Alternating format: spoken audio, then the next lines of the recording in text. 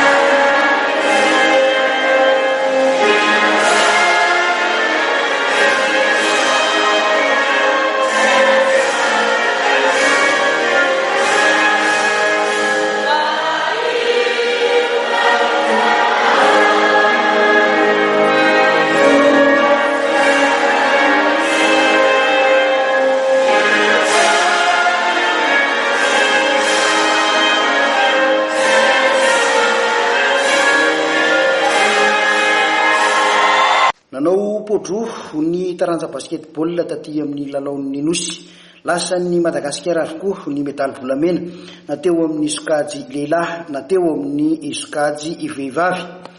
Raha ny famarana na teo amin'ny vehivavy dia azo lazaina fa ny ady mafy ihany ny mpilalao malagasy voatafavoaka nanoloana andry zareo réunionnais tamin'ity taranja basketball ity. Resin'ny Madagasikara tamin'ny isa 3 no 7 iry zareo réunionnais nandritra ity ilalao famarana ity.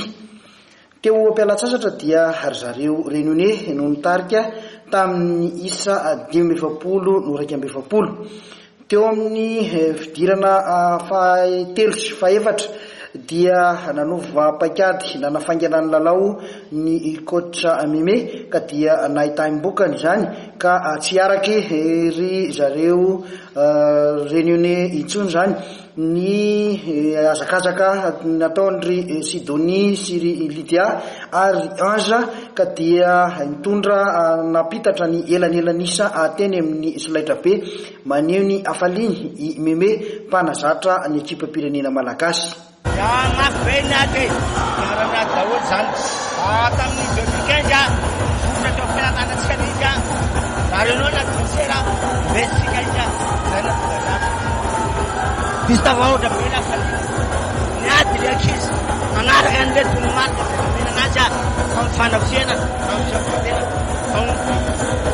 ho an'ny Anja kosa izay isan'ny mpilalao mila ravinahitra any Frantsa nanampy ny mpilalao taty La Réunion dia nambarany fa mbola manana traikefa ireo mpilalao zokiny ary isan'ny tombony ho an'ny Madagasikara izay miampy ny tanjak'ireo mpilalao izay vao azo lazaina ho tanora sy eritseriny amin'izao fotoana izao.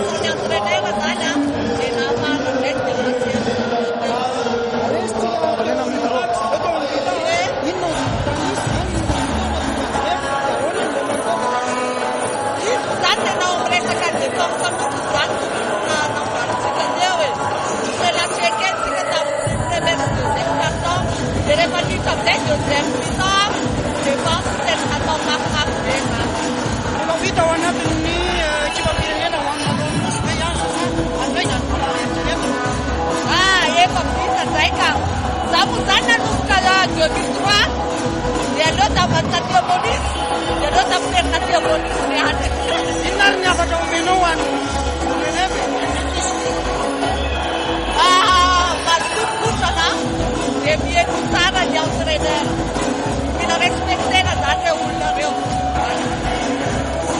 Tanteraka araka izany ny fanambon'ny filohan'ny federasiona Jean-Michel Ramarson izay nanome fankasitrahana 10 tapitrisa ariary ho an'ny taranja basketball lehilahy, 10 tapitrisa ariary ho an'ny taranja basketball vehivavy raha toa ka nandrombaka izay medaly volamena izay azon'ny mpilalao zany io fanamby napetraky ny filohan'ny federasiona io. Teo amin'ny sokajy lehilahy kosa indray dia nazava ny fandresen'ny malagasy na nylohanandro zareo Maoré satria dia resin'ny Madagasikara tamin'ny 9/20 no 5/20 ry zareo avy any Mayotte teo amin'ny lalao famarana.